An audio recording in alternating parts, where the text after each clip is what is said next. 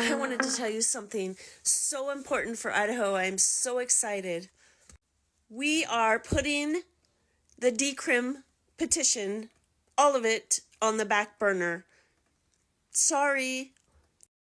Sorry, not sorry. That announcement this morning from Kind, Idaho, letting the world know they are putting the pause on their Decriminalize Cannabis Now campaign. Partly because, well, they've been having a hard time collecting signatures, they say, but mostly because there's now another marijuana initiative in town.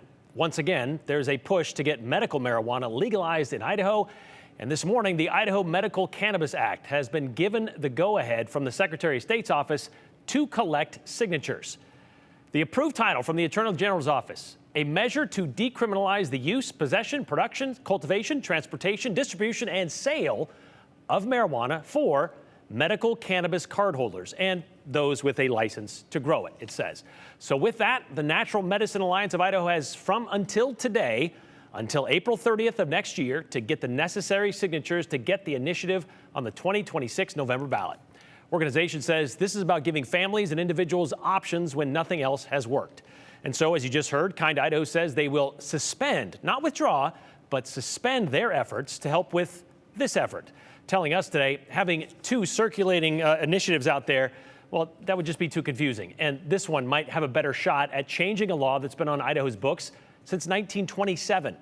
Idaho is one of 12 states that does not allow medical marijuana. Not that legalizing any form of it hasn't been tried so many times before, beginning in 2012 with a medical marijuana initiative circulated every 2 years, I should say, since. All of them were either withdrawn or suspended or just didn't qualify for a lack of support and signatures. For example, in 2014, they only collected about 400 signatures, I remember, so close to 420, but so far from what they needed. Idaho law requires signatures from 6% of registered voters in 18 of the 35 legislative districts. And back in 2012, that was about 47,000 signatures. For this year, or for next year, I should say, they're going to need a little more than 70,000 signatures. But there have also been attempts from inside the State House, going back to 2015, when lawmakers passed a cannabinoid bill to help epilepsy patients with seizures. But back then, Governor Butch Otter vetoed it, claiming the outcomes for patients who use it, well, it was more speculative, he says, than scientific.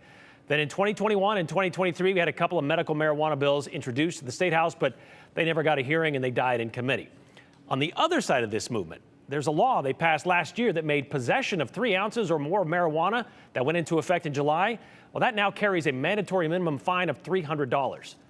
And then there's House Joint Resolution 4, which is asking voters to amend the state constitution to give lawmakers exclusive authority to regulate the drug. The resolution sponsor, that'd be Republican Representative Bruce Skog, he said it's about, quote, the virtue and sobriety of Idahoans. HGR 4 passed the legislature last session and is on the November 2026 ballot, meaning if it qualifies, this petition for medical marijuana, your 2026 ballot, the state ballot, could be asking you to decide both whether you want to allow medical marijuana through a voter initiative and whether you want to remove any future chance of another marijuana ballot initiative ever. By the way, the medical marijuana people, they'll be paying people to collect signatures going forward. For more information on that, you can check out their website. It will be in this story at ktvb.com.